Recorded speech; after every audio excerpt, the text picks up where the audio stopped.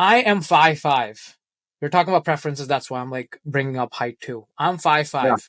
I know that, and I've accepted this fact. Like, if some Uh-huh. woman rejected me, um, let's say if I was single and I was trying to get with girls and I was trying to like be in this long relationship, and if Yeah. some woman rejected me based on my height, and she said that, I mean, I would honestly accept it, and Yeah. I would accept it, saying that's your preference, and I Yeah. respect your preference. Yeah.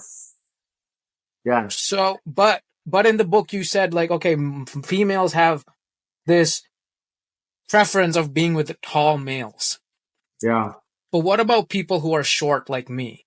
How do we Yeah. navigate that? Pretty tricky.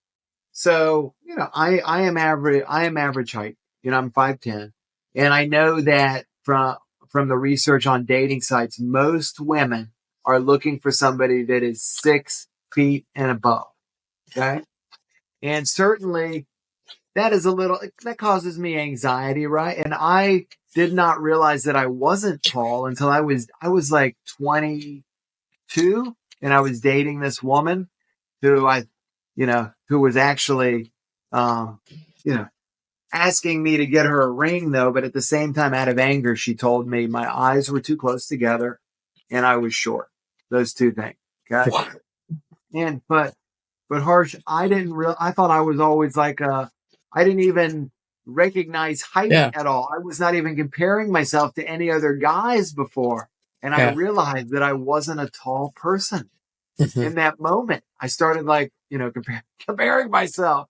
Yeah, So it was crazy, but height is not everything. I mean, so from an ancestral environment, what did it represent? I mean, it represented somebody that was a physically strong hunter or protector.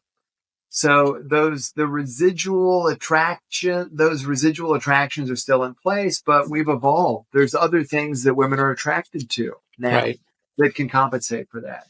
And it's like ambition, and it's kindness, and it's intelligence, right? I mean, all these things make up for those things. So a lot of these things are interchangeable. I mean, and you've seen people that have been like, I mean, you see like women, I mean, you'll see women and men that are the same height, right? But typically the man is a little taller than a woman. So it's not no one factor is the end all be all. You're right. You can always compensate. It's really the full package so I mean, we've talked about ambitiousness and industriousness already, right? Where Right. industriousness is important for both, but ambition is more important for women want a man that is ambitious. Both, both men and women want somebody that's kind. Hmm. Both want somebody that's conscientious, or reliable. Like, do they say what they're going to do? You want somebody. So when I say you want somebody that's like this and you want to be this way. You want to have a secure attachment. That means you want to see the world as safe and you want to see yourself as safe, like you're comfortable being in your own skin. Yeah. You want to be free of mental health problems. You want to have a high self esteem, not over the top, because then you're a narcissist. Hmm. Okay. You want to be agreeable, like you want to get along with people. Like you don't want to be in a relationship with somebody that's opposing you all the time, that's arguing Yeah. everything. That's not fun. Hmm. But then you can't be in a relationship with somebody that's a pushover either. So, like mid-range agreeableness. You want somebody that's at least average intelligence, someone that values commitment. You want to be educated and have some status. You want to have facial symmetry, like a balanced face. I mean, there's a reason that people spend so much time Yeah. making sure their face looks proportional, right? This is like our advertisement sign of who I am. Okay. It's like you're just walking on jeans with your sign up top. That's your head. And then a V-shaped torso, like women like a V-shaped torso because it's Yeah. like strength, right? It's masculine.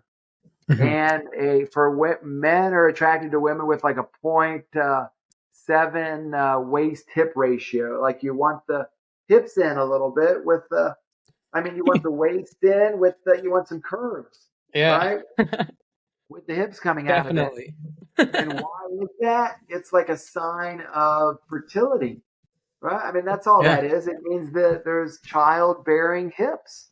yeah, Okay. And it needs to be within that proportion though, because when it's like lower or higher, it usually means there's some health problems.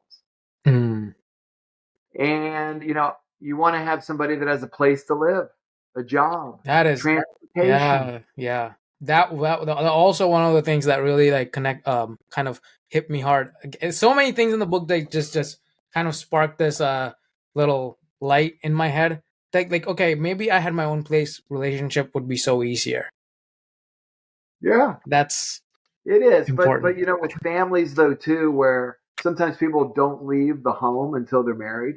Yeah, And, we certainly account for that, in terms of having a place to live. But, the reason that those items are so important is because you don't want to be in a relationship where somebody's like waiting for you, like to be overly dependent on you.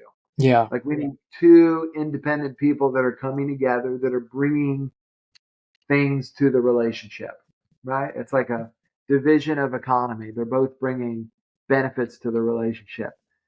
And then you have somebody that can be extroverted. You don't have to be an extrovert, but you got to be able to talk to people, right? And work and yeah, make alliances and things.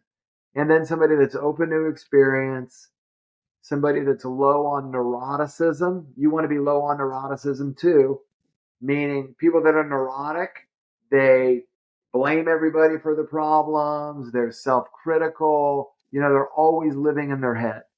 Okay. yeah, You want somebody that's not living in their head, but there's like living out in what's in front of them. They're like a doer.